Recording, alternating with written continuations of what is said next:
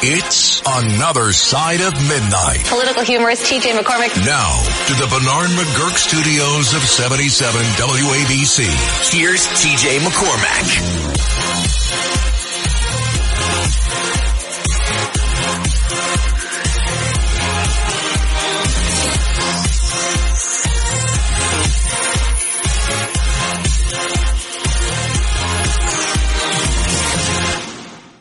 Another Side of Midnight, Walter M. Sterling for TJ McCormack. Valentine's Day, welcome. It's a live line, 800-888-9222. You and I are talking with Dave Scott, host of Spaced Out Radio, a Canadian radio show, yes. And I bring on a Canadian radio show because that is an entire country based on conspiracies, theories, and rumors. And what can be better on the radio than conspiracies, theories, and rumors from a true Canadian? Dave Scott, welcome to Another Side of Midnight. Dave has been abducted. He has been abducted by aliens. He's been abducted into UFOs. His story is terrifying, and it's happened to him more than once, and he's not a drunk. Dave Scott, share with us this story of your abduction, and we'll try to be sensitive about it. I know it's hard to tell. Well, you know what? I want to say thank you for at least prefacing that I am not a drunk. That is awesome. Thank you, buddy. I appreciate that. And I'm actually not even being sarcastic about that. It actually made me smile. You got it, buddy. All right. So the last time that I know I got taken was about a year and a half ago, where I went to bed after my show. By the time I get to bed after my show is done, it's about 1 a.m. Pacific time because I'm on the West Coast. And all of a sudden, I woke up at 2 a.m. to a dream. And a lot of alien abductions actually start out as dreams. And this one really didn't make sense because my father was there, my cousin was there, and my best friend going through elementary school and high school was there. And in this dream, we were in this dark black alley, and there was only like moonlight, one street light that was kind of giving us some light. And I don't remember what the conversation was. However, what I do remember was I had a cell phone that I had put on this stairwell. And we were like, okay, guys, let's get going. Let me grab my cell phone. The weird part about it was my cell phone was one of those old Nokia indestructible ones that if you found it in your drawer today, it probably still has battery charge left in it, one of those ones. And I'd never had one of those phones before. But in this dream, I did, and I dropped it and went bang. As soon as I went to pick up the phone from the ground in my dream, I started feeling what a lot of experiencers feel before they are abducted. They feel this energy, kind of like this gravitational pull, that all of a sudden you are being sucked backwards or sucked up into the air, and you have no control over it. And I remember feeling this gravitational pull in my dream, and I kind of stood up, and I'm like, oh, no, I don't want to go today. I do not want to go today. And the next thing I know, I wake up. It's 2:09 a.m. And I wake up wide awake. And I have this feeling, Walter, as I am laying facing my wife in bed, that behind me, right behind my bed, are two alien beings standing there. And all I could hear in my head was this telepathic voice. Do not turn over. They're right there. Do not turn over. They are right there. And finally, I got mad at myself. Okay. And I'm like, I do this show for a reason, for these experiences. Why am I curled up fearful right now when I should be turning over to see these aliens standing right in front of me? So I sheepishly, slowly start to roll over from my left to my right, and I'm going to take a look at them. I want to see them. Okay, these are the guys who've been taking me. And as I'm rolling over through my bedroom window, I see this giant white flash of light. And all of a sudden, it's gone. Just like a lightning bolt. Just boom, it's bright white and it's gone. And all of a sudden, the feeling of those two aliens being there is gone. It's like they just vanished with that light. So I get up because I now have to go to the bathroom like most men in their 50s. Okay, the minute you wake up in the middle of the night, what's the first thing you got to do? You got to go stand in the bathroom and do your thing. So I figure, well, I'll make my way to the bathroom. The minute my feet hit the ground in my bedroom, I immediately got frozen cold. I was fine in bed. However, the minute my feet touched the floor, I went to absolute shivers, like I would be standing outside in minus 20 Fahrenheit in bare feet, shivering, cold. And I walk to the bathroom and my teeth are chattering, my body is shaking, walk to the bathroom, do my thing, and I get colder after I did that. So I figured I'm going to have a shower. Okay, I had a shower, and then I went back to bed nice and warm. I slept until my alarm went off at 7 o'clock. But something was different, Walter. Something weird was different. What happened was that when I woke up, my chest was cold, like ice cold, right? In the size of about a silver dollar. I had this cold spot on my chest. Now, the weird part of where that cold spot was is I was actually previous few days having a little bit of chest pain in that area. And all of a sudden, that area no longer hurt. Like, it was to the point where I was about to go to the doctors to see, am I pre-jammer? Am I pre-heart attack? Like, I was getting scared. But there was this cold spot right on my chest. And I believe, as weird as this may sound, that when I was up on that craft, when I had taken it, those aliens dropped me off back in bed when I woke up at 2:09 a.m., that they may have healed whatever was there, because my chest felt great. It felt there was no more pain. No symptoms, no pain. Why do you think it got cold? I don't know. Right. I have no idea. This is what I am baffled to understand. So here's where it gets a little bit weirder. My father lives about 4.5 hours southwest of me. And he was in that dream that night. And I wanted to see how real this was. Was it a dream? Was it Memorex? Or did it actually happen? So I call up my dad at about 8 o'clock in the morning before I hop in my vehicle to go to work. And I said, "Hey, Dad, how's it going?" He's like, "Good." He goes, "What are you calling so early for?" And I said, "Well," I said, "I just have a couple of questions for you, Dad." And he goes, "My dad's a five senses Alberta boy, farm boy. He doesn't believe in any of this crap." And he goes, I said, "What time did you wake up this morning?" He goes, "Well, I got up at about 7:15. I said, "How did you sleep last night?"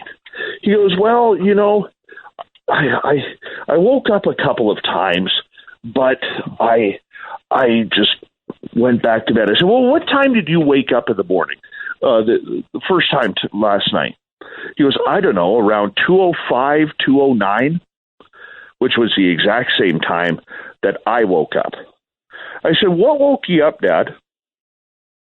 And he says to me, Walter, he goes, "I heard a big bang in the other room, like something fell on the floor, but I couldn't find anything."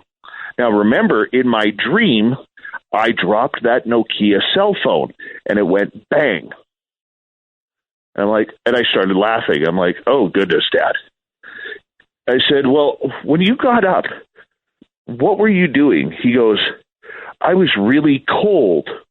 So I actually went and got a couple more blankets because I was freezing cold." I went, And I'm kind of giggling on the side because, like I said, my father doesn't believe in any of this. Right. But it's all coincidental of what happened to me 4.5 hours away. So I said, "How do you feel this morning, Dad?" Because my father suffers from COPD. And he goes, "You know what, son? I feel great." He goes, "This is the first morning in about 2.5 years that I have not woken up coughing and wheezing with my COPD. Amazing. And that was your first abduction? That was my last abduction. How many were there? As far as I've been able to count, 8 or 9. And you're married, and was your wife aware of any of this? No, she wasn't. In fact, I've scared my wife a couple of times, Walter, I'm sure, with alien abduction. One time, I was typical dream state. It was middle of winter up here, but in my dream, it was spring.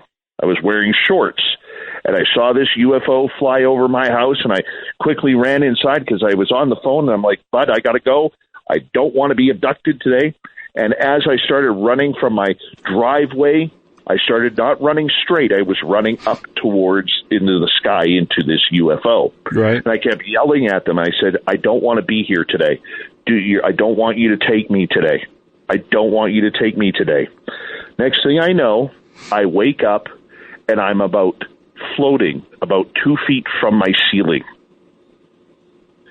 And the minute I gained consciousness and realized where I was, I fell back into bed, and my arms flailed, and I cracked my wife right across her back.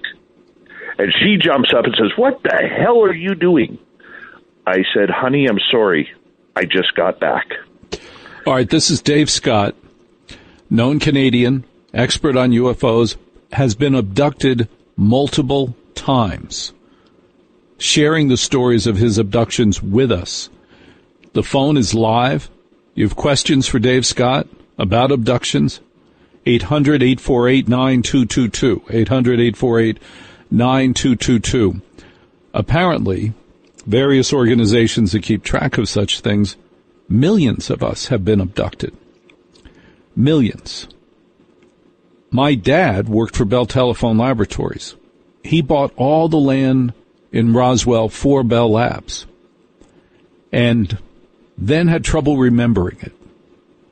My dad also, who was sort of a sane Eagle Scout kind of guy, he kept complaining about something in his upper arm, one of his upper arms.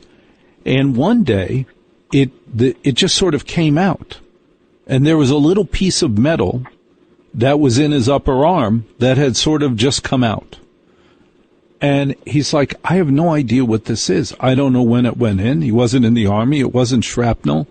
But I believe that hundreds of thousands of Americans, hundreds of thousands of us have been abducted, have been in contact with UFOs, aliens, have sketchy or no memory of it, because this is the nature of it. We can't remember it. If we remember it, collectively we'd go crazy. It's why there's such speculation about whether or not the UFO files will ever be released. The truth about UFOs will ever be revealed. One of my favorite strong beliefs is that in the 1950s, President Eisenhower made a deal with the aliens. And the deal is, why don't you tell us what it is, Dave? Well, allegedly, President Eisenhower was on a golfing charity vacation in Palm Springs, California. And then during or after the evening dinner, he seemed to disappear. Now, the media contingent that follows the president everywhere woke up in the morning and the president wasn't around, and they were wondering what happened to the president. In fact, there were rumors that President Eisenhower actually had a heart attack and may have died.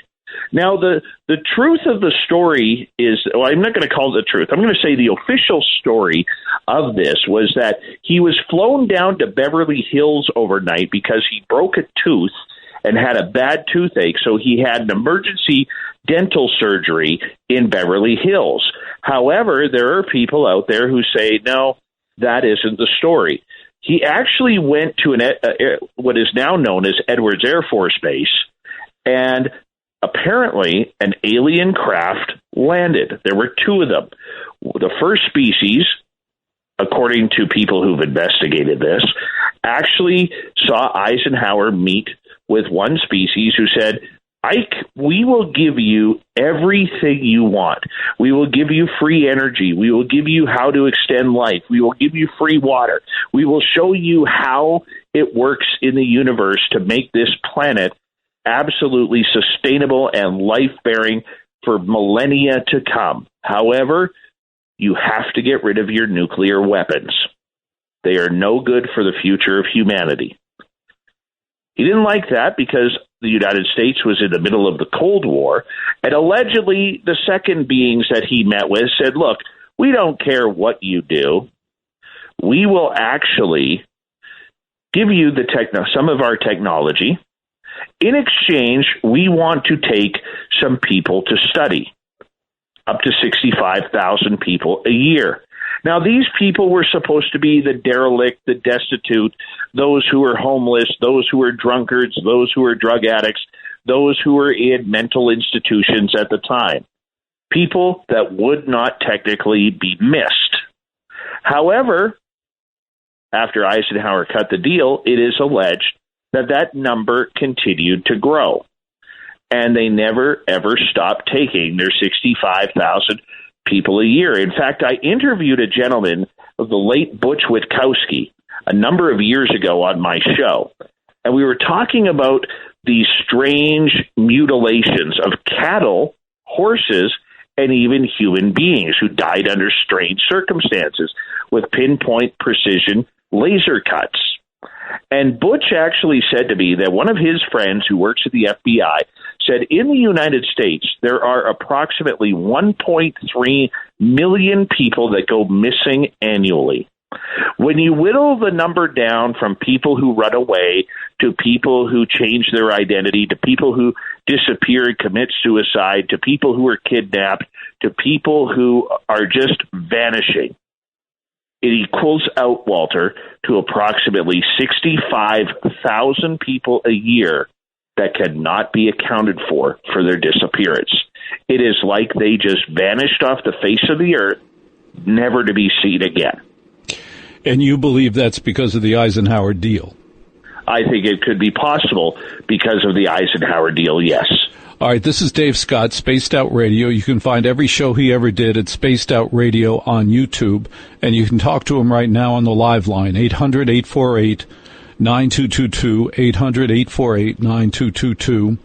We're talking about abductions and about a deal that Eisenhower allegedly made with the aliens that I happen to believe. 800-848-9222, Another Side of Midnight. Walter M. Sterling for TJ McCormick on the Red Apple Audio Network. All right, Walter M. Sterling for TJ McCormick on the Red Apple Audio Network, Another Side of Midnight. Welcome. You and I are talking to Dave Scott.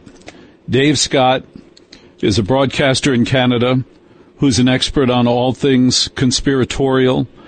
But more importantly, Dave was not someone who talks to abductees, not someone who talks to people who were taken up by little green men into UFOs. He is an abductee. He has been abducted multiple times. And I'd like you to share anything else about your abduction story, because every word is fascinating to me. And you might have some questions for Dave Scott. Here's the live line. Here's the number, 800-848-9222, 800-848-9222. Dave, share some more. I'll give you a scary story that happened to me on an abduction one night.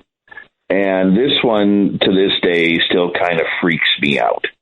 I don't like really talking about it, but for you, Walter, and your great listeners here on Red Apple, I will share it with you. So one night, once again, for most abductees, everything starts off feeling like a dream, like you're in a dream state when you're sleeping. And what happened on this night was my wife was with me. There were people behind us. There were people in front of us, hundreds of people. And as we entered what I like to call like a not a cathedral, but like a stage, like there was going to be a concert, and there's all the seating is up, but like one of those unique Orpheum type of concert halls. Okay. And as we walked through these doors that were open, there were people in front, and I was watching these people take this square up. Like they would step up onto this square, and it would move up, and it would take them to their seats. Well, my wife and I climb up on this square, and we go about halfway up, and all of a sudden it stops. And we go and sit down, and I step off first to take our seats, but they're not concert seats like you would see at Madison Square Garden or a football stadium or wherever. They are like these velvet type benches. It's like if you cut a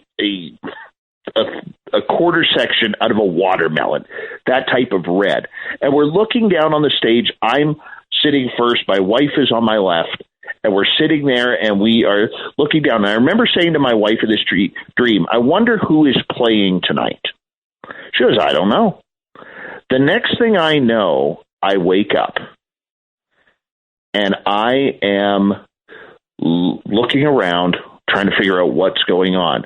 Everything in this auditorium is dark, except for little hallway lights, like path lights to walkways to get in and out. And I turn to look, and I look to my right, and I see my wife is passed out. And I go into a push-up position because I'm lying on my stomach, and I go to lift myself up, and something grabs the back of my head and shoves my head back down. And I'm struggling, and no matter how hard I try to do a push-up to get myself upright to see what is going on, whatever it is squeezing on my head so hard, pushing it down, that I start screaming. And the next thing I know, I'm passed out again. From there, Walter, I all of a sudden, I don't know how long later, I wake up.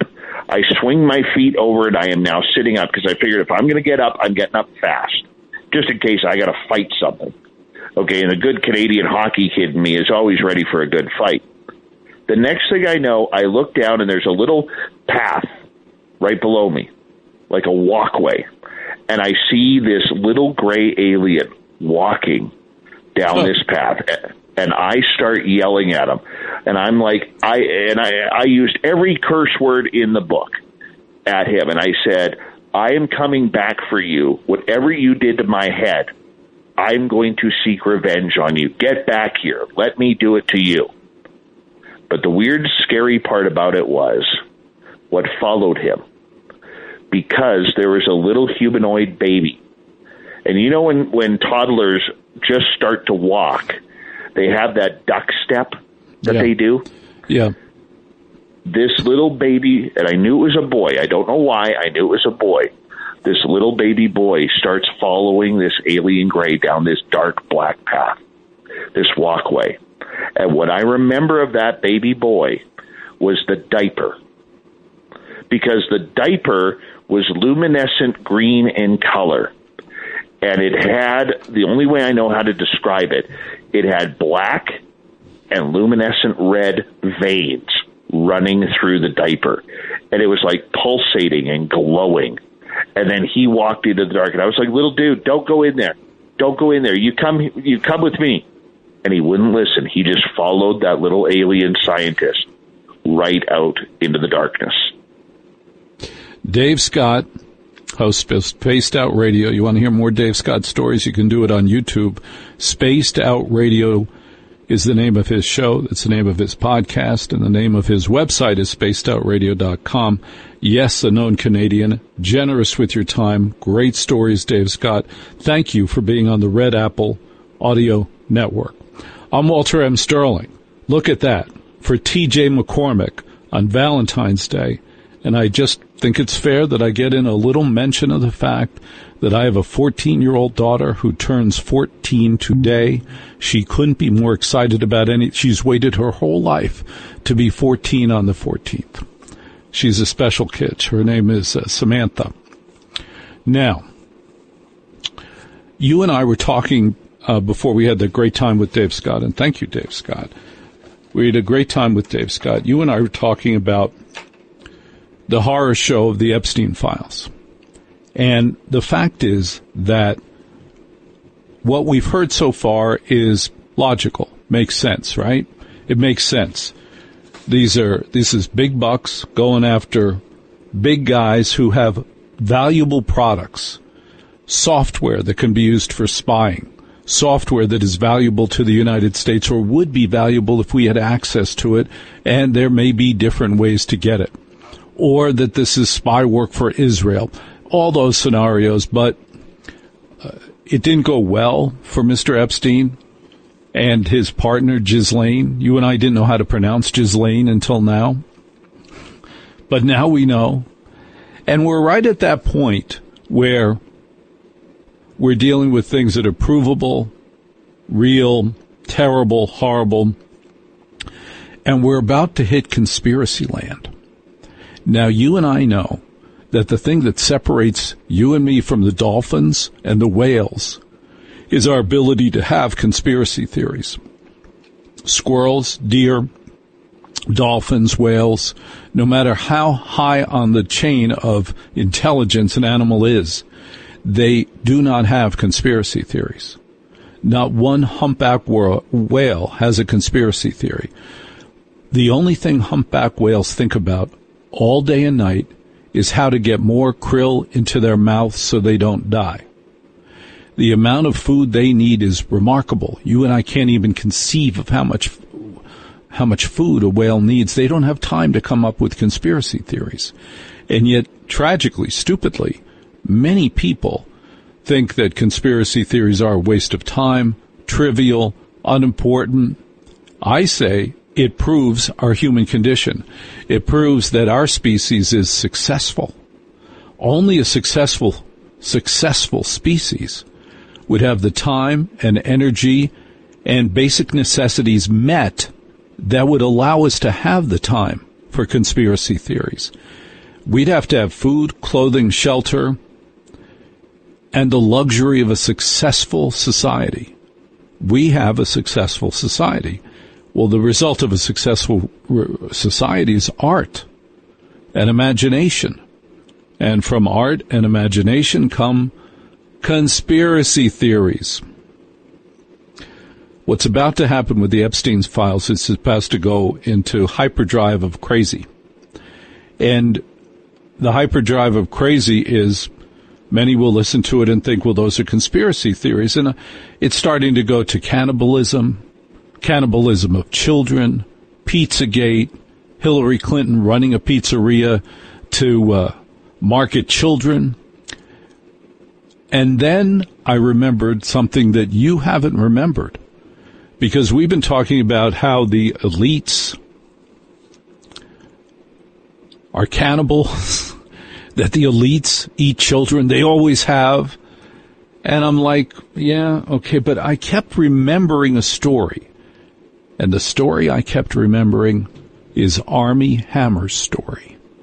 Armie Hammer, the actor, the formerly hot actor who disappeared. Why did he disappear? It's almost like a neutron bomb went off in my life, right? It killed all the people. It killed me. It killed my ego. It killed all the people around me that I thought were my friends that weren't. People called me a cannibal, and everyone believed them. They're like, yep, that guy ate people. It was bizarre. It was a crisis, a spiritual crisis, an emotional crisis, and the way I saw it was, I have two options here. I can either let this destroy me, or, to the point of your podcast, I can use this as a lesson. In terms of my career as an actor, I'm nowhere. Armie Hammer, from the Arm & Hammer fortune, the ultimate Nepo baby, a remarkably wealthy family. They have been elites for decades, and there's one of their offspring, Armie. Successful actor, incredibly handsome, married, with children. Starts fooling around. Leaves a voicemail for a woman who he just started to date. And he says to the woman who he just started to date, yeah, honey, I'm all cannibal. That's the voicemail. I'm all cannibal. I'm all cannibal. He's saying this on her voicemail. Now, if you recently met a woman and you're trying to impress her on Valentine's Day, do you think you'd leave a voicemail that says, yeah, I'm all cannibal? Is that the voicemail you're going to leave? Or are you going to say, hey, let's go to Bermuda next week? I'm all cannibal. Who would say that they're all cannibal? Many said, well, he was just referring to oral sex. Do we know that, really? If you happen to enjoy oral sex, is that the voicemail you'd leave about enjoying oral sex? That you're a cannibal? It ruined him. But it goes to this other side of the ugliness of the Epstein story, which is that these people were cannibals. Many of these people were involved with him to be cannibals on this island, where probably they had an interesting bylaw which says cannibalism is legal. Maybe we'll find out that the laws of that island, which country controlled that island? That it was Epstein's island. Was it all his? Was it some autonomous archipelago?